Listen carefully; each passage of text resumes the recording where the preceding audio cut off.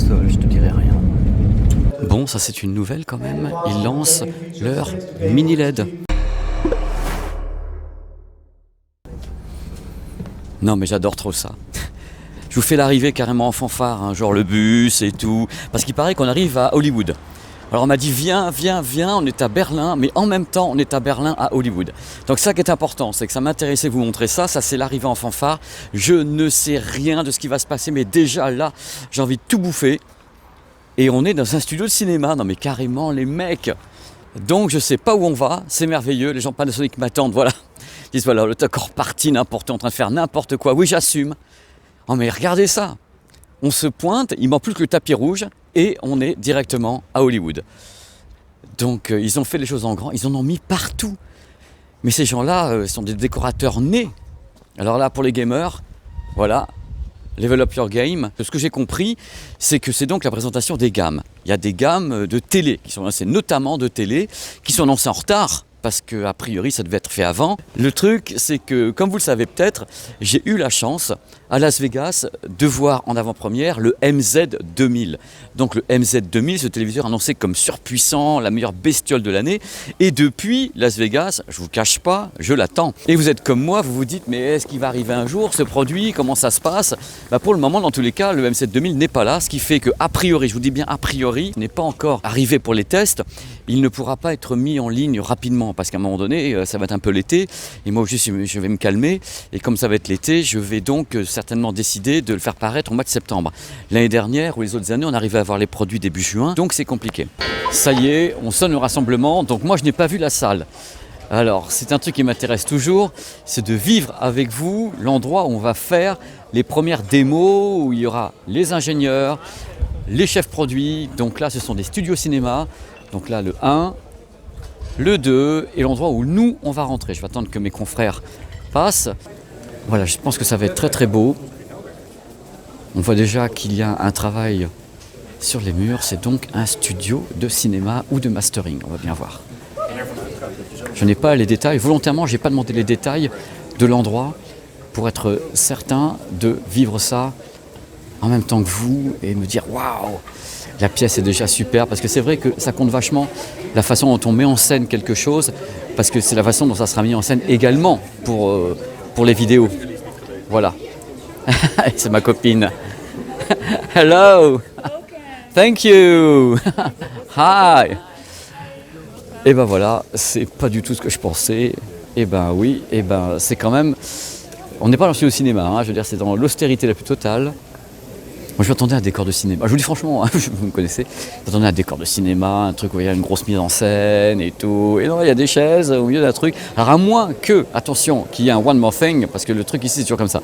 Au début, on s'assoit. Oh, super. Et puis, il y a le rideau qui se lève ou qui se pousse. Et de l'autre côté, c'est la caverne d'Ali Baba. C'est une possibilité également. Donc, voilà, je vais vous faire vivre ça tout de suite, maintenant, et ça va débuter. Vous noterez quand même qu'il y a un silence de mort avant que ça commence. C'est parce que les gens sont concentrés. Ils se disent mais qu'est-ce qui va se passer?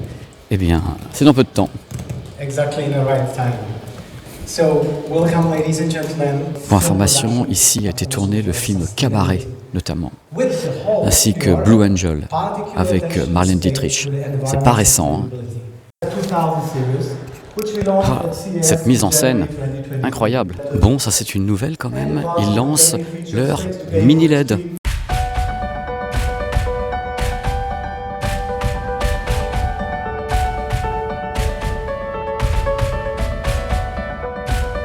Donc là, vous avez l'intégralité de la gamme. Il y a du monde, hein, avec du mini LED, avec du LED, ce qu'ils appellent le LED, donc 4K. De l'OLED de tous les côtés. Vous noterez au passage qu'il n'est pas question de 8K ou de trucs comme ça, non mais même pas en rêve. Par contre, ils bossent toujours autant avec Dolby, hein, c'est Dolby Vision, HDR et tout le tremblement. Ils prennent tout en général, ils mettent Dolby en exergue à chaque fois. Allez, c'est parti. Voici la présentation d'un produit que vous connaissez déjà sur la chaîne, le MZ2000. Ce MZ2000 qui dispose en effet de tous les systèmes liés aux micro-lens. Vous savez, les micro-lentilles qui sont disponibles donc chez LG, et cette fois-ci, c'est la technologie améliorée encore par Panasonic sur le MZ2000. Donc, le micro-lentille, comme vous le connaissez, avec le LG G3. Alors bien sûr, il dit que grâce à ce système, on peut booster de façon absolument dingue la luminosité. Et en effet, comme sur le LG G3, ils n'ont pas encore donné de caractéristiques techniques. Donc on ne sait pas où on va encore. Je pense qu'ils doivent avoir peaufiné ça, peut-être en essayant d'éviter une certaine sensation d'image qui peut être un peu too much, un peu brûlée. Je pense qu'eux maîtrisent ça vachement bien. Donc maintenant, ils parlent du mini LED. C'est la première fois que Panasonic est sur le mini LED. On attendait ça depuis des années, et voilà qu'est-ce qui se passe. Et eux, s'ils se lancent dedans, c'est qu'ils estiment avoir trouvé quelque chose de techniquement très intéressant. Parce que Panasonic ne va que quand la technologie c'est au top.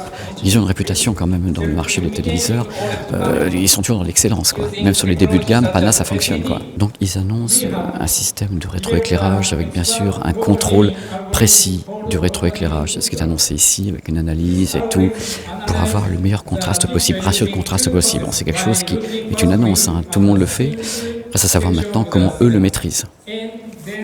Alors ils appellent ça le local dimming ultra. Alors bien sûr, Panasonic travaille avec le mini LED, enfin le rétroéclairage mini LED, ainsi qu'avec les Quantum Dots. Hein. Voilà. Voilà ce qui se passe pour la gamme 2023, compatible G-Sync avec un nouveau mode audio, un nouveau mode de True Gameplay. On l'avait déjà vu justement lors du reportage à Las Vegas sur le MZ 2000, ça s'était présenté, hein, ce que vous avez là dans ce reportage. On a une nouvelle barre de contrôle, on a bien sûr AMD FreeSync Premium, HDMI 2.1, High Frame Rate VRR, donc en effet avec un balayage très très élevé, donc 120 images par seconde. Et voilà, ça continue. Voilà. Donc la stratégie 2023 de Panasonic, ça va vraiment être, allez, du cinéma et du gaming. Et voilà, parce qu'ils se disent un truc qui n'est pas bête, je ne dirais pas con, c'est vrai, ils se disent voilà, les cinéastes ont besoin que les fabricants de télé essayent d'avoir la vision la plus claire et la plus fidèle possible à ce qu'on fait. Eh bien tiens, on va l'appliquer également au gaming. En effet, quand un développeur en gaming commence à faire quelque chose, il n'a pas envie que ça soit ruiné par le téléviseur. Donc il part du principe qu'en effet, le gaming doit également être traité de la même façon qu'est traité le cinéma. Et c'est leur base de travail. Partenariat Panasonic avec Blizzard, Activision. C'est le premier gros partenariat de Panasonic avec un tel studio. Et là, ils ont Diablo 4.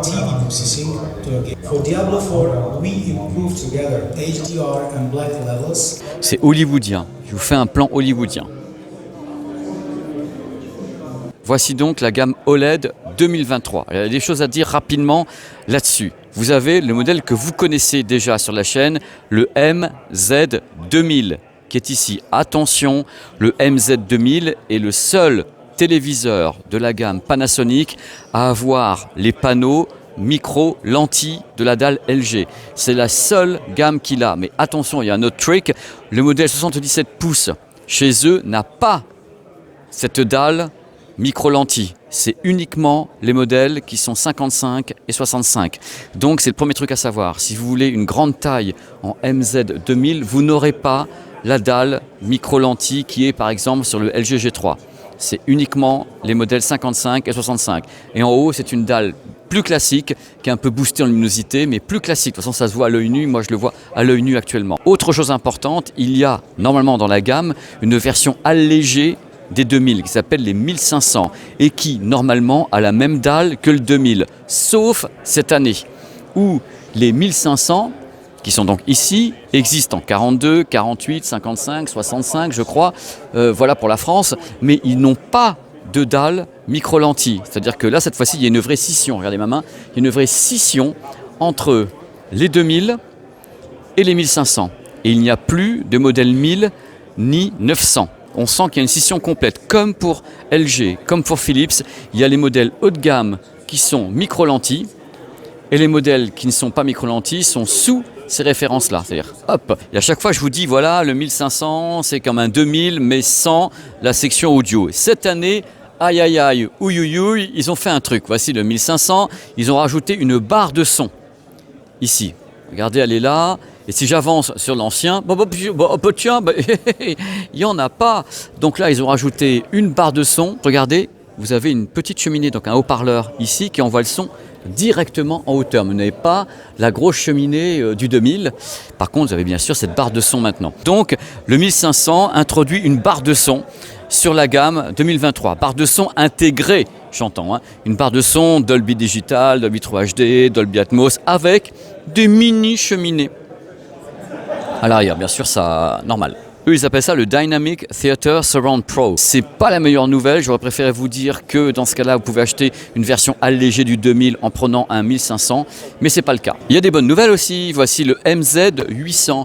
Le MZ800, c'est la proposition la plus abordable en OLED chez Panasonic. C'est-à-dire que là, ils attaquent avec ça, un 800. Donc cette année en OLED, MZ800, MZ1500 et MZ2000, le haut de gamme avec les micro-lentilles en 55 et 65.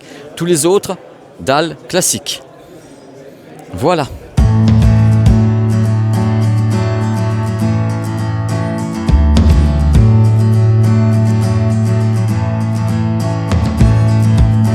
Bulletin météo, un temps extraordinaire, 25 degrés à Berlin, nous sommes dans les plus grands studios cinéma allemands, il y a ici 11 ou 12 studios et c'est l'heure de l'entracte, nous sommes donc sortis pour aller prendre un verre de flotte et maintenant vont commencer les démos, on va aller dans les salles de démos. Voilà, tout simplement, pendant que Vincent est en train de faire des bêtises ici et on avance. Là maintenant, c'est la comparaison avec l'ancien modèle qui est donc le prédécesseur du MZ. Ça c'est le MZ, ça c'est le LZ. Alors de visu, ce que moi je peux vous dire, c'est que quand on voit cette zone-là, oh mon Dieu, avec le smartphone, j'ai honte, voilà. Vous voyez, c'est un petit peu, c'est pas assez coloré. Voilà, c'est pour ça qu'il faut remettre les phares. Par contre, je peux vous dire, quand vous revenez regarder tout de suite, la différence de colorimétrie est probante. Je vais essayer de booster un petit peu le smartphone. Voilà, la colorimétrie, regardez la différence. Elle est probante, c'est-à-dire qu'ils ont boosté la luminosité et donc fait grimper également le volume colorimétrique avec. C'est la différence par rapport à l'ancien, donc celui que vous avez certainement, et le nouveau. La gradation est différente. Voilà, ça se voit là quand même. Non, sans rigoler.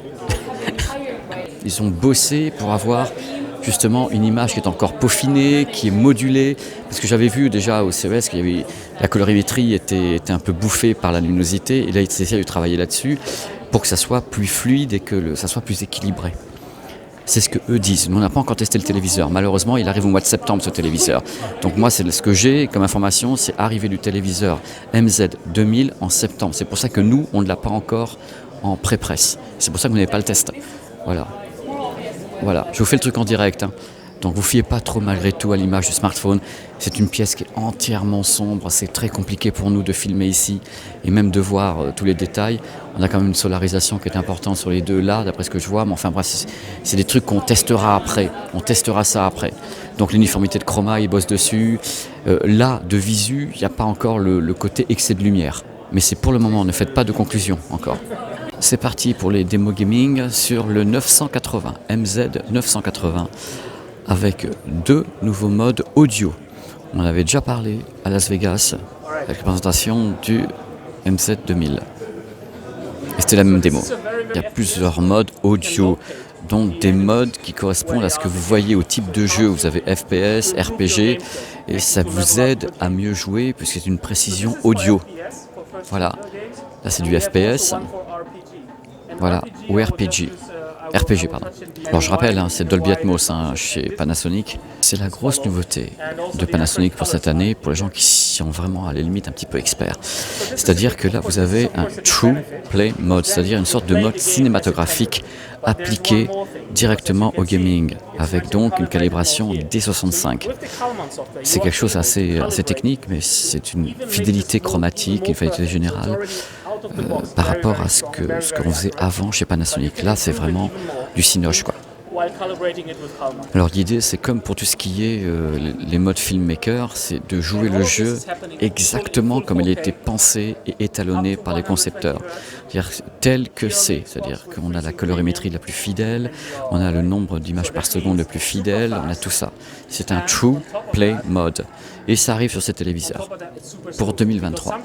Donc toute la gamme, parce que ça c'est le petit, c'est le MZ 980. Après vous avez le 1500 et le 2000 qui est le haut de gamme. Bon, je me balade. Alors le truc c'est que vous voyez, il y a des tas de modèles qui sont présentés ici. Donc à Berlin, je ne vais pas les passer au crible un à un, parce que ça va prendre 2 heures. Oh là, ça va prendre 2 heures et tout. Donc vous allez avoir des tableaux maintenant à l'écran qui résument les gammes. C'est-à-dire vous allez avoir tel modèle fait ci, ça, ce qui permettra de vous situer un peu. Cette année donc c'est le lancement du mini LED. C'est la première fois que j'entends ça ici, donc c'est très très bien. Ils font du LCD mini LED, ils ont bien sûr des gammes OLED. Ça va résumer les choses, ça vous évitera de m'entendre pendant 1 heure dire le 8000 Lania fait ci, fait ci, fait ça. Donc le tableau va être là, un petit arrêt sur image, je dis voilà, on fait ça. Comme ça, vous allez pouvoir vous repérer. Voilà, je repasse à la suite maintenant.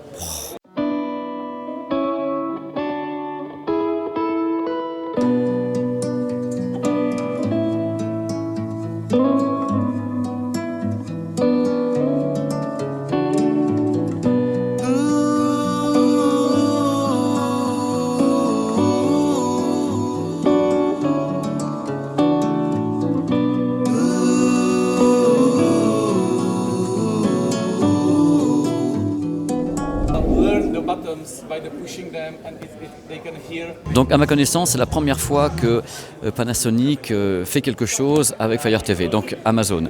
Le truc important, d'après ce que moi j'ai entendu de la part des spécialistes ici, c'est le côté rassembleur de Fire TV. C'est-à-dire comme vous voyez actuellement à l'écran, il y a des sources qui peuvent venir du satellite, de partout, d'Internet. Tout est rassemblé de façon très fluide directement sur l'interface avec Fire TV. Donc c'est plus simple pour le consommateur de retrouver un contenu. Il y a également des commandes en, je crois, presque 30 langues. On a des commandes vocales au travers de cette télécommande qu'on a vue tout à l'heure, qui est toujours aussi formidable et toujours un petit peu plastique et toujours pas rétroéclairé.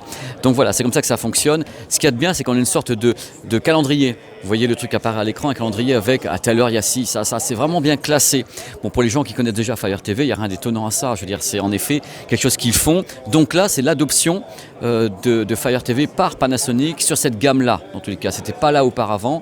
Donc ils arrivent avec cette proposition pour faciliter l'accès à tous ces milliers de programmes. La façon dont ils sont classés et gérés, satellites, sources et tout tremblement, tout est plus clair. Selon eux. Donc là, une petite démo quand même de Smart Home avec l'écosystème Amazon et ses produits qui sont ici. Donc la sonnette, il y a les caméras, il y a tout. Donc maintenant que Fire TV est à bord, on peut intégrer. Voilà, vous me voyez, vous ne me voyez plus.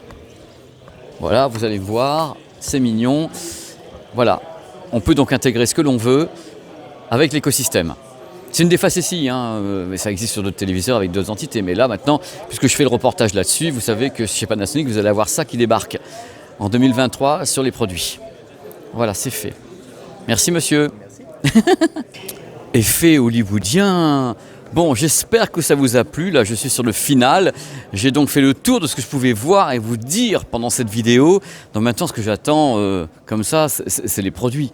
Qu'on soit clair, parce que c'est le truc que j'ai absolument pas. Là, on voit des choses. Je n'ai pas du tout les produits. Donc, c'est des choses qui sont annoncées pour la rentrée maintenant. Donc, attendez-vous à un test plutôt pour septembre. Donc, vous avez vu les directions. Il y a 3 gammes OLED avec une scission réelle entre cette fois-ci le MZ 2000 et les 1500 et les autres. Il y a vraiment une scission complète, il y a du très haut de gamme et après on va faire des gammes classiques. On a du mini LED, on a tout, on sent qu'il y a une offensive. Donc c'est intéressant et puis c'est toujours marrant de voir comme ça les confrères, les collègues, les amis, tous les gens qui sont là. C'est plutôt cool à chaque fois de pouvoir voir ce genre de choses. Bien sûr, ça reste des démos, ça reste entre guillemets du tape à l'œil. Ils sont là pour nous montrer des trucs, pour nous faire envie, pour qu'on en parle. La preuve, il y a cette vidéo qui existe. Donc cette vidéo existe parce qu'ils ont mis la gomme, ils ont fait, regardez, des décors de cinéma. Donc c'est marrant, ça fait partie du jeu. Moi, encore une fois, j'ai été heureux de faire cette vidéo, heureux de vous montrer les trucs, de vous faire vivre ça et vous montrer les caractéristiques techniques de chaque produit. Et vous avez remarqué par vous-même la poussée au niveau du gaming. C'est vraiment de foutre la gomme de tous les côtés. Et ce côté où, bien sûr, ils ont toujours le support de la part de Hollywood, puisqu'il y a beaucoup de réalisateurs à Hollywood, il y a beaucoup de gens qui bossent avec Panasonic au Panasonic Hollywood Laboratory. Et c'est pour ça qu'ils mettent ça en exergue, les bestiaux, à chaque fois. Ils savent très très bien qu'ils ont ça. Ils ont un truc où tout le monde y va, quoi. Je veux dire, que ce soit James Cameron ou autre, tout le monde va faire son mastering chez Panasonic. Donc c'est plutôt assez drôle. Voilà. N'hésitez pas à commenter, mais moi tant que j'ai pas testé les produits, je peux pas vous dire grand chose. Ce qu'on a vu là, encore une fois, je me questionne toujours, est-ce que c'est les produits définitifs ou pas, étant donné qu'ils ne sont pas encore dans le commerce. Justement, tout à l'heure, ils m'ont dit oui, sur le MZ2000, on travaille encore dessus, on a changé les choses par rapport à Las Vegas. Donc je pense qu'ils peuvent encore peaufiner des petits trucs sur la dalle ou bien sur la façon de la servir. Donc ça va être marrant de tester ce produit parce que moi j'attends beaucoup du test du MZ2000 et en même temps, j'ai envie de tester le début de gamme. Voilà, c'est la fin de cette vidéo, c'était super d'être avec vous, j'étais très heureux et je vous donne rendez-vous à très vite sur la chaîne YouTube. Ce monsieur ici est un réalisateur, son film sortira en septembre. Il dit voilà, moi j'ai commencé à travailler avec Panasonic du temps du plasma. Bon voilà, ça pose déjà. Et donc maintenant, il continue à travailler avec la marque pour l'OLED, pour faire le mastering, pour faire des trucs comme ça, pour certainement également la captation, puisque Panasonic fait également des caméras pour le secteur professionnel, ils ont des moniteurs, ils ont de tout. Donc voilà, ils n'ont pas autant de choses que Sony, mais ils ont un panel de produits professionnels absolument dingue. Bon, voici Jodie. Alors je vais faire ça rapidement parce que Jodie est une femme épatante qui s'y connaît beaucoup en étalonnage des couleurs. C'est une coloriste et donc c'est l'étape la plus importante quand on finalise un film, c'est l'étalonnage des couleurs. Et ça c'est son boulot, c'est le boulot à Jodie qui est ici et qui explique qu'elle travaille vraiment sur tous les films que vous connaissez. C'est une des coloristes les plus connues. Et bien sûr, elle est ici pour parler de l'importance de l'étalonnage des couleurs, des coloristes, dans la post-production. C'est-à-dire qu'on peut faire n'importe quoi. C'est-à-dire qu'on peut avoir un film qui se retrouve presque tourné en plein jour et on a l'impression que c'est la nuit, because les coloristes. On peut retravailler des tas de choses qui auraient pu foirer lors de la captation, because la coloriste qui peut rattraper des tas de choses. Alors, le truc important pour les coloristes, c'est que le coloriste travaille main dans la main avec les directeurs de la photo.